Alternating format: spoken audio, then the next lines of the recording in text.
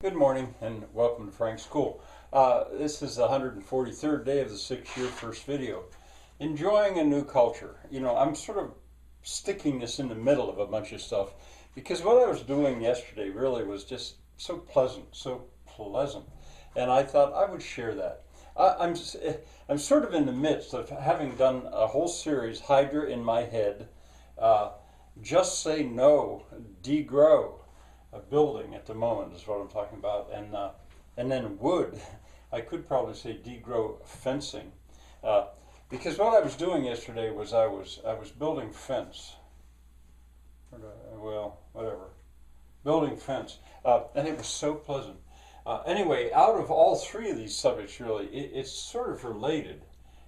I'm probably going to race as I go. I can be pretty brief, I think, today. Two things I wanted to say, though, about the former video. In my video where I was showing the posts, I would say degrow posts or whatever. I used the word rough sawn, the words rough sawn when I really meant hewn. I think I'm going to stop saying hand hewn because really the only way you can use something really is by hand. So it was a mistake, and maybe you picked that up, so I'll get rid of that. So anyway, these are large works, in a sense, going on, and I'm pulling it out. In the middle of that, I just want to talk about briefly, how pleasant that was. Now, I was building fence, but I was building fence in a way that I had built it before. That's the whole thing. It has become a culture.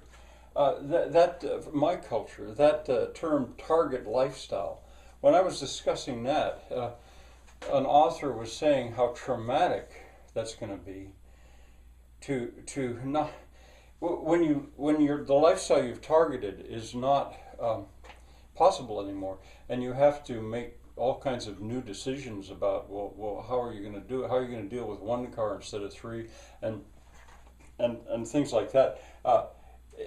It says that there's going to be rough times ahead because there's so much thinking that has, aside from doing without, which is how it'll be perceived, there's so much decision making to do. You've got to think about what you're doing. You just don't do it automatically. Well, the thinking was gone, really, because I had done the thinking a year or two ago. I had figured out how to build fence with pallets. It was more like remembering, because it's seasonal.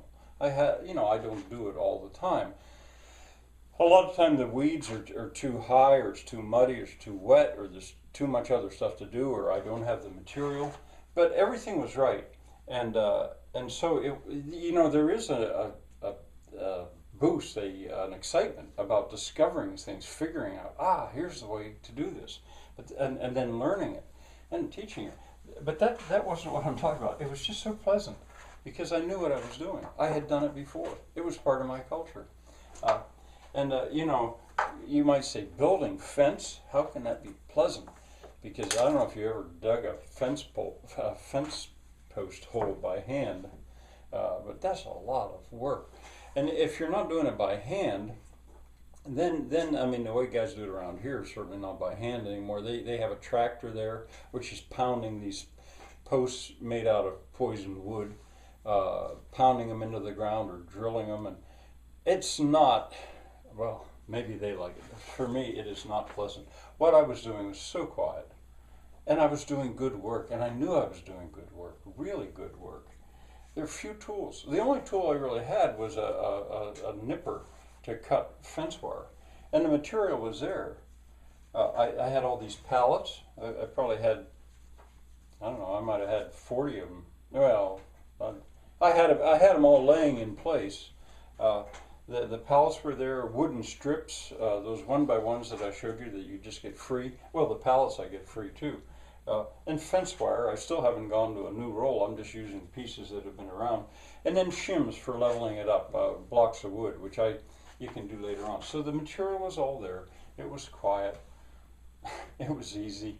And I was building fence. It was so pleasant. And so actually, and it had become, I guess why I stopped to give this video is to explain that it has become my culture. Now, if I would run out of pallets, or if the pallets would change, well, then I'd maybe build a fence differently, and my fence too. This is not to show you how. I'm not. I'll do that later. I'll show you how to do this later, certainly. My subject now is how pleasant it was.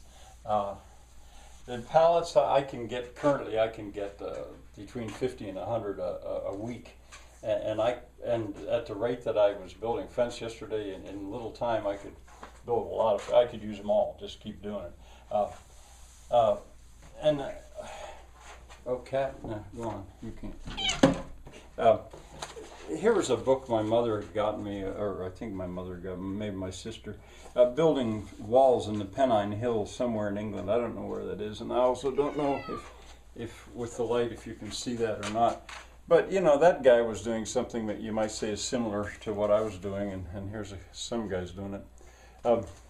I thought I'd show you that because I thought of those guys probably quietly working with material that was right at hand, you know, working with the material of the land.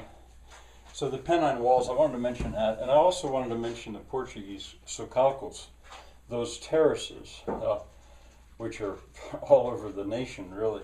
They're built out of the material that's right at hand, too. And I hope it was as pleasant a work for those men as that was for me. Before very long, I'm going to go out and show you this and show you how I go about doing it, especially if I can get a friend to hold the camera while I actually do it. It's not very hard. All right.